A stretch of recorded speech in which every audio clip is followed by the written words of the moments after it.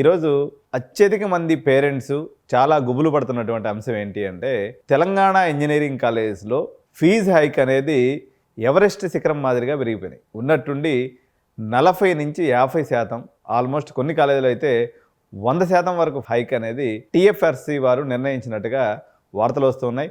దీనికి సంబంధించి పేరెంట్స్ అందరూ కూడా చాలా ఆందోళనలో ఉన్నారు. అయితే ఎగ్జాక్ట్గా మన ఎడ్యుకేషన్ మినిస్టర్ రేవంత్ రెడ్డి గారు కానీ, లేకపోతే దానికి సంబంధించినటువంటి అధికారి అయినటువంటి యోగిత రాణా ఐఏఎస్ ఆఫీసర్ కానీ, వీళ్ళంతా ఏం ఆలోచిస్తున్నారు, అసలు ఏం జరిగే అవకాశం ఉంది, ఏం జరిగితే ఎటువంటి పరిణామాలు ఉంటాయనేది పేరెంట్స్ అందరూ కూడా చాలామంది మెయిన్ స్ట్రీమ్ ఛానల్స్ వారు కూడా దీని మీద వేసినారు. కానీ ఈ ఐటమ్ అయితే వేసినారు. కాకపోతే ఎగ్జాక్ట్గా ఏం జరగబోతుంది అనేది నేను మీకు నా అనుభవం ఉపయోగించి చెప్పాలనుకుంటున్నాను అనమాట. అయితే చాలా కాలేజెస్ పర్టికులర్గా CBIT, MJIT, Vasavi, VNR plus top 10లో ఉన్నటువంటి అన్ని కాలేజీలు, ఈ 5 కాలేజీలు అయితే దాదాపు 2.5 లక్షల వరకు సంవత్సరానికి ఫీజు పెరిగిందని చెప్పేసి టీఎఫ్ఆర్సీ వారు అయితే అనడం జరిగింది. దీని మీద రివ్యూ అయితే జరుగుతుంది.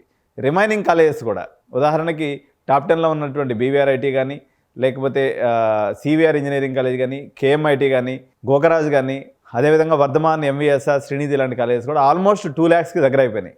ఈ పరిస్థితుల్లో 35,000 మాత్రమే రీయింబర్స్మెంట్ వస్తుంది.